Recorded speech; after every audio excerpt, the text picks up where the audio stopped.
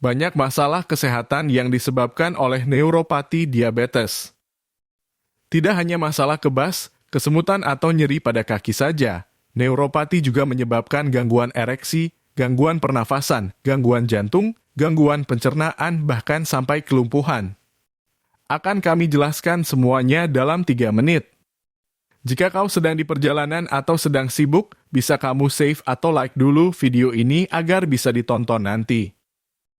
Neuropati diabetik adalah kerusakan saraf yang disebabkan oleh diabetes. Komplikasi jenis ini yang paling umum, setidaknya 50% dari semua pasien diabetes.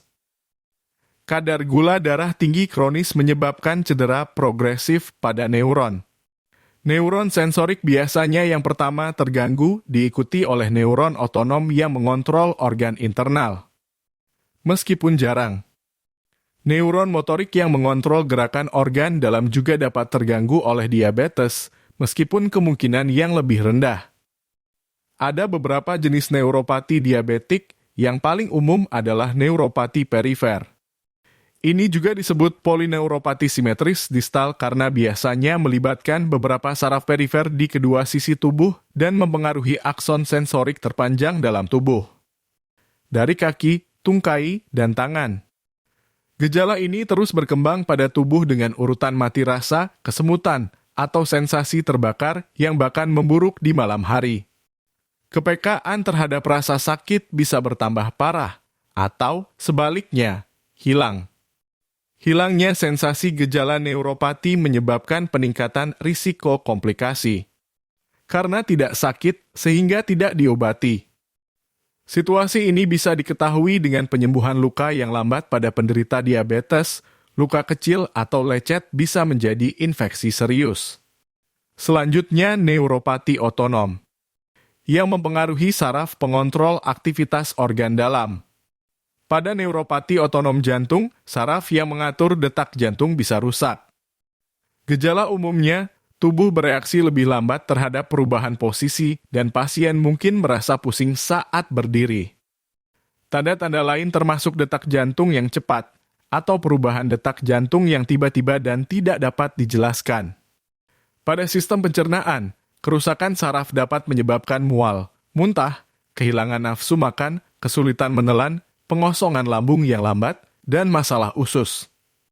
Neuropati pada sistem kemih dan reproduksi dapat menyebabkan retensi urin, keraguan-raguan, inkontinensia urin, dan disfungsi seksual.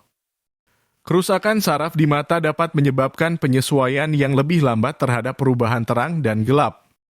Kerusakan saraf pada kelenjar keringat dapat menyebabkan tidak adanya keringat atau berkeringat banyak, terutama pada malam hari. Bagian tubuh yang berbeda juga dapat menghasilkan keringat secara berbeda.